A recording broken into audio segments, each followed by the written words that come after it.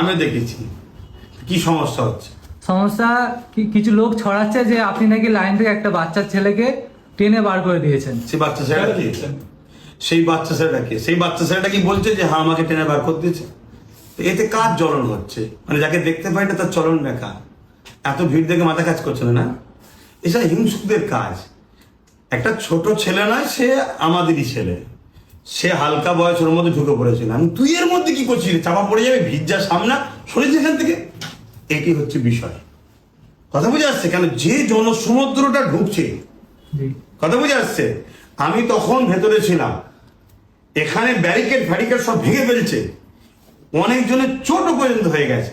আমি তাড়াতাড়ি গিয়ে সেখানে বুঝাচ্ছি যে এইভাবে ঢুকুনি তোমরা, সবাই দেখা করবে, সেটা আমরা দেখা তো করবো তোমাদের সাথে, কিন্তু ছোট ছোট বাচ্চা আছে, তোমাদের লেগে যাবে, কষ্ট হয়ে যাবে, তোমরা এক এক করে আসো। ওই সময় দেখি আমার দরবারে থাকা একটা ছেলে ছোট মতো মধ্যে ঢুকে পড়েছে।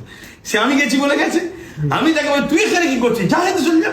এইটাই হচ্ছে বিষয়। মিথ্যা প্রচার চালিয়ে শুরু করছে। ও কিভাবে আমাকে খারাপ করা যায়, কোনো কিছু পাইনি, লাস্ট পর্যন্ত চলছে। কিন্তু কথা হচ্ছে যাকে করেছি সে যদি দাঁড়িয়ে থেকে বলতো যে আমাকে ভাইজান ঘাড় ধরে লাইন দেবা, তাহলে একটা প্রশ্ন ছিল যে আমি কারোর উপর জুলুম করেছি। অবশ্যই জালিমের বিচার আল্লাহ করবে, কিন্তু আমার নামে যে মিথ্যাচার করছে সেই জালিমও তৈরি থেকে তোমার বিচার আল্লাহ করবে।